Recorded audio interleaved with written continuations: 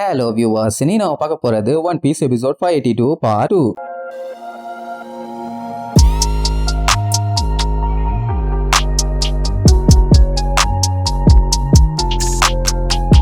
Open பண்ணா இங்க லூஃபியும் அந்த 4 காலை வச்சுட்டு ஒருத்தன் வந்தானே, அவனும் ஜாலியா மேல ஏறி விளையாண்டுட்டு இருக்காங்க. ஜோரோக்கெல்லாம் இவனை என்ன பண்றது, யாருன்னு தெரியாதவன் கூட எல்லாம் ஜாலியா விளையாட ஆரம்பிச்சிட்டானேன்னு முழிப்பான். அதே நேரம் இங்க நம்ம ஆளுக்கு ப்ரூக்கு போன் பண்ணி எல்லா மேட்டரையும் சொல்லிடுவான். எல்லாத்துக்குமே பயங்கர ஷாக்கு. எது யாருமே இல்லையா, நீ மட்டும் தான் இருக்கியா, என்னடா சொல்ற, அதுவும் நீ எந்திரிக்கும் போது சுத்தி ஐஸாவும் ஸ்னோ பெஞ்சுக்கிட்டு இருக்குதா, அப்படின்னா நிலைமை சரியில்லை.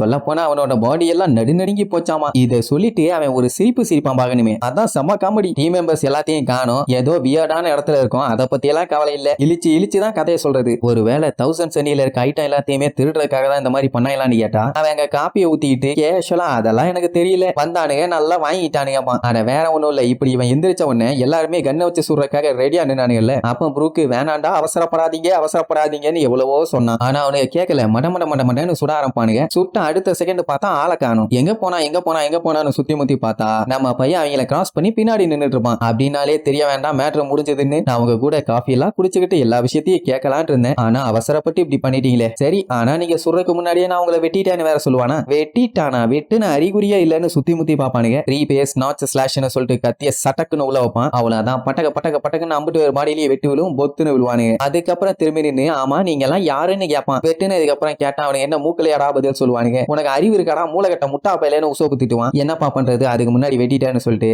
அவனுக்கு இந்த மாதிரி கேஸ் மாஸ்க் எல்லாம் போட்டிருக்காங்கன்னு சொல்லுவான். அப்பவே ரோபின் கண்டுபிடிச்சிட்டான் அவனுக்கு எல்லாருமே கேஸ ரிலீஸ் பண்ணி எல்லாத்தையுமே மயங்க வச்சு அதுக்கப்புறம் தான் வேலையை பார்த்திருக்கானுங்கன்னு. அது மட்டும் இல்லாம இவங்க 1000 சன்னி கப்பலை இந்த பக்கமா இருந்து அந்த பக்கமா கொண்டு போயிருக்கானுங்க. இப்படி அவங்க சீரியஸா பஞ்சாயத்து போயிட்டு இருக்கும். அங்க என்னடான்னா அவனுக்கு கீழே மேலேயும் ஏறி விளையாண்டுட்டு இருப்பானுங்க. அந்த டைம் மறுபடியும் விளையாடலாம்னு சொல்லிட்டு லூஃபி கீழே இறங்குவானா. அப்ப அந்த தாடிக்கார பையலுக்கு ஒரு போன் கால் வரும். என்னடான்னா இவங்க விளையாண்டுட்டு இருக்கதை பார்த்துட்டு இருந்த அவங்க ஆளு, ஏன்டா முட்டா பாய மாதிரி பண்ணிட்டு இருக்க, முட்டா பாயல சொன்ன வேலை என்ன, நீ செய்யறது என்னன்னு கேட்டா, ஐயோ நான் தேடி பார்த்தேன், எந்த ஒரு இன்ட்ரூடருமே வரல, என்ன நம்மள மாதிரியே ஒருத்தன் பேசுற காலோட சுத்திட்டு இருக்கான், வேற யாருமே இல்லம்பா. அட அருவா கம்பி மூக்கு ஓட்ட, அவன் தாண்டா இன்ட்ரூடரு, அவனை தாண்டா நீ போட்டு தள்ளன. அவனுக்கு பயங்கர ஷாக்கு, இவனையா நான் கொல்லணும்னு. லூஃபி இருந்துட்டு வாப்பா மறுபடியும் போய் விளையாடலாம்னு சொல்லுவான். அவ்வளவுதான், அவனுக்கு பயங்கரமா ஷாக் ஆயிரும். இங்க ப்ரூக்கு நமி மத்தவங்க எல்லாம் எங்க போனாங்கன்னு தெரியல. அவங்க அப்படி எங்கேயாச்சும் போறதா இருந்தா நோட் எழுதி வச்சுட்டு தான் போவாங்க. அப்படி எதுவுமே இல்லன்னா அவங்கள கடத்தி இருக்காங்கன்னு அர்த்தம். இவனை மட்டும் ஏன் கடத்தாம போயிருக்காங்கன்னா, இவன் செத்து போன ஒரு ஸ்கெலிட்டன் சொல்லி தான் விட்டுட்டு போயிருக்கானுங்க. விளங்கிடும், என்னடா நான் ரொம்ப லக்கிப்பா, என்னைய மட்டும் விட்டு போயிட்டானுங்கம்மா. ரோபின் ஒண்ணு எல்லாத்தையுமே தரவா செக் பண்ண சொல்லுவான். இப்போ மத்தவங்க எல்லாத்தையும் தூக்கிட்டு போனவங்க கப்பல்ல யாருமே இல்லன்னு தான் நினைச்சிருப்பாங்க. சோ சுத்தி செக் பண்ண யாராச்சும் இருக்காங்களா, இல்ல ஏதாச்சும் பில்டிங் இருக்கான்னு பார்க்க சொல்லுவாளா. ஸ்பாட்ல இருந்து எல்லாத்தையும் பார்த்துட்டு இருக்க மாதிரியே பேசிட்டு இருக்காளேன்னு அப்படியே காஃபியை குடிச்சுக்கிட்டு வந்து சுத்தி பார்ப்பான். பார்த்தா பக்கத்துல 2 கப்பல் இருக்குது, முன்னாடி ஒரு பெரிய பில்டிங் இருக்குது. ஆனா அத பார்த்தா ரெஸ்டாரண்ட் மாதிரி தெரியலையப்பா,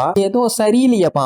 ஆமாண்டா, உன் அழகுக்கு உன்னை தூக்கி கொண்டு போய் ரெஸ்டாரண்ட்ல வச்சு பவுடர் போட்டு பால் ஊட்டி விடுவானுங்க. நாங்க வர்ற வரைக்கும் அந்த இடத்த விட்டு நகராத, அங்கே இருந்த உடனே டெஃபினெட்லி இங்கே இருந்து தொலைறாமா. ஜோரோ இப்ப என்ன கவர்மெண்ட் ஆளுகளா வந்து பஞ்சாயத்து பண்ணிட்டு இருக்காங்கன்னு கேட்பான். சொன்னதை கேட்கும் போது அந்த மாதிரி எல்லாம் எதுவும் தெரியல, ஆனா மனுஷங்களா இருக்காங்க இல்லையா, அது மட்டும் போதும்பா. ஏன்னா இவ்வளவு நேரமா இவங்க பாத்துட்டு இருந்தது டிராகனு, பாதி பாடி இல்லாதவன், ரெக்க வச்ச ஒரு பொண்ணு, ஏன் இப்ப கூட புதுசா ஒருத்தன் லூஃபி கூட ஃப்ரெண்டா இருக்கானே ஒரு சென்டோர், அந்த மாதிரி எதுவும் இல்லைன்னு சொல்லும் போது கீழே ஏதோ கத்துற சவுண்ட். என்னாச்சுன்னு வந்து எட்டி பார்த்தா அவன் லூஃபி கூட சண்டை போட்டுட்டு இருக்கான். லூஃபி அங்க புலம்பிட்டு தான் இருப்பான். டேய் இவ்வளவு நேரம் நல்லா நம்ம ஃப்ரெண்டா தான் இருந்தோம், ஏன் சடனா அட்டாக் பண்ற அப்படின்னு கேட்டாலுமே அவன் அட்டாக் பண்ணிட்டே இருப்பான். உடனே லூஃபி காண்டாயி வாயிலேயே பொங்குன்னு ஒண்ணு வைப்பானா. அவ்வளவுதான், போத்துன்னு போய் விழுவான். இதுல வேற நான் அசந்த நேரத்துல நீ அடிச்சுட்டடா, உன்னை நான் சும்மா விட மாட்டேன்பா. அட லூசு குமுட்டை, நம்ம எல்லாம் இப்ப ஃப்ரெண்ட்ஸுங்க, ஃப்ரெண்டுக்குள்ள இப்படி எல்லாம் அடிச்சுக்க கூடாது, பேசாம இருக்கணும்னு சொல்லும் போதே பின்னாடி ஜிராஃபி பாடியை வச்சுக்கிட்டு ஒருத்தன் லூஃபியை ஓங்கி வெட்ட வருவான். இன்ட்ரூடர் வந்துட்டான்னு சொல்லி அதை நம்ம லூஃபி கவனிச்சிருக்க மாட்டான். சோ ரோபின் என்ன பண்ணிடுவான், அவன் உடம்பு ஃபுல்லா கைய வர வச்சு மொத்த பாடியும் பிடிச்சு கடமுடன்னு அப்பர் பாடியை மட்டும் ஒரு 3 ரொட்டேஷன் போடுவா. ஒண்ணுக்கே பாடி தாங்காது, 3 ரொட்டேஷன் போட்டா என்ன ஆகும், அவ்வளவுதான், ஆல் ஸ்பாட்லயே பாடி. என்ன அவங்கிட்ட இருந்த போன் மட்டும் கீழே திருச்சடிச்சு வந்து விழும். இவன் யாருன்னு தெரியலையே, ஃபர்ஸ்ட் பேந்தர் மாதிரி ஒருத்தன், இப்ப ஜிராஃபி மாதிரி ஒருத்தன். லூஃபிக்கு இதெல்லாம் இன்ட்ரெஸ்டிங்கா தான் இருக்குது, அவனுக்கு பூரா சென்டார்ஸா தான் இருக்கானுங்க. இப்ப எனக்கு என்ன புரியலன்னா,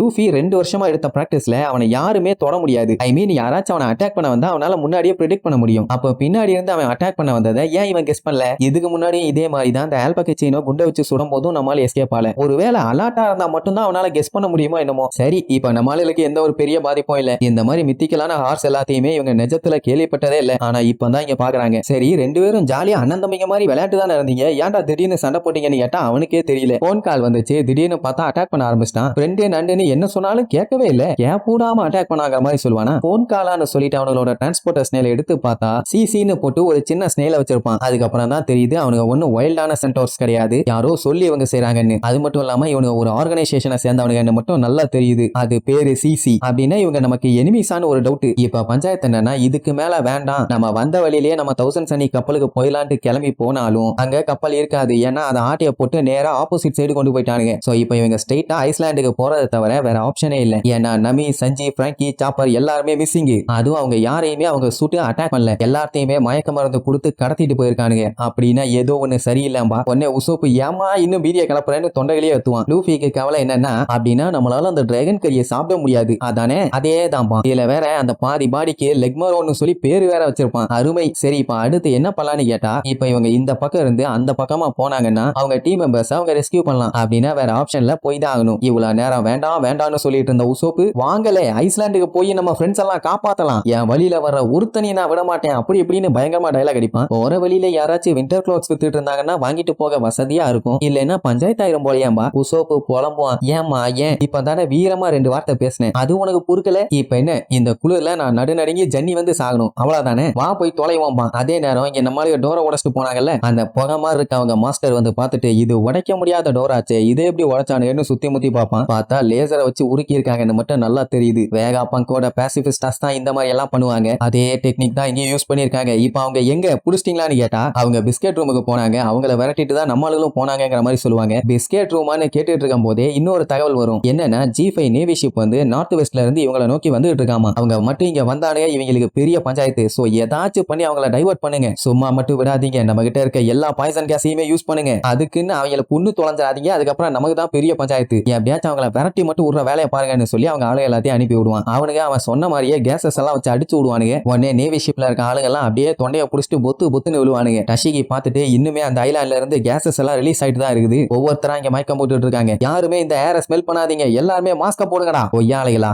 இன்னுமே அந்த ஐலாண்டு டேஞ்சரான ஐலாண்டா தான் இருக்குது அப்படி இப்படின்னு சொல்லிட்டு அவன் மூக்க பொத்திக்குவான். உடனே அவளோட ஆளுங்க எல்லாம் கத்திட்டு இருப்பானுங்க. எல்லாம் அந்த வேகா பங்கால வந்த பஞ்சாயத்து அவன் டெஸ்ட் பண்றேன்னு 4 வருஷத்துக்கு முன்னாடி பண்ண ஃபெயிலியரால தான் அந்த ஐலாண்டு இப்படி ஒரு நிலைமையில இருக்குதும்பானுங்க. அண்ட் அது மட்டும் இல்லாம சுத்தி எல்லா இடத்தையும் செக் பண்ணி பார்க்கும்போது ஸ்டார் ஹேட் பைரட்ஸோட ஷிப் இங்க சுத்திட்டு இருக்க மாதிரி எந்த ஒரு அறிகுறியுமே இல்ல. அது மட்டும் இல்லாம அந்த ஐலாண்டுக்குள்ள எல்லாம் யாராலையும் என்டர் ஆக முடியாது. ஏன்னா அங்க பாய்சன் கேஸ் இருக்குது, எதுக்கு தேவையில்லாம அங்க போய்கிட்டு கிளம்பலாம் பாஸ்ன்னு ஸ்மோக்கர் கிட்ட சொன்னா அவன் கேட்க மாட்டான். இவ்வளவு நாள் கழிச்சதுக்கு அப்புறம் நேச்சரா இவ்வளவு கேஸ் ப்ரொடியூஸ் ஆகிறதுக்கெல்லாம் வாய்ப்பே இல்ல. வேற எதுவும் அங்க விஷயம் சரியில்லாம. சொல்ல போனா 2 வருஷத்துக்கு முன்னாடி எல்லாம் இங்க எந்த ஒரு ஃபயரும் இல்ல, ஐஸும் இல்ல. சொல்ல போனா இது ஒரு அழிஞ்சு போன ஐலாண்டு மட்டும் தான், உள்ள இந்த மாதிரி டாக்ஸிக் கேஸ் எல்லாம் கிடையாது. இப்ப மட்டும் எப்படி இவ்வளவு கேஸ் வரும்? ஆக்சுவலா இந்த இடம் ஏன் அப்படி பாதி கோல்டாவும் பாதி நெருப்பாவும் இருக்குன்னா, இந்த அக்கைனுவும் அவகிஜியும் சண்டை போட்டானே ஒரு இடம், அது இதுதான் பங்க் ஹசார்டு. அந்த லூசு பயலுக 5 நாளா போட்ட சண்டையால தான் பாதி அந்த நிலைமையிலும் பாதி இந்த நிலைமையிலும் இருக்குது. அவனுங்க போட்ட சண்டைக்கு இந்த ஐலாண்ட ஒரு பெரிய ஸ்டேஜாவே யூஸ் பண்ணிட்டானுங்க. அதனால தான் இந்த இடத்துல இவ்வளவு பெரிய மாற்றம்னு சொல்லி ஸ்மோக்கர் சும்மா டெரரா சொல்றதோட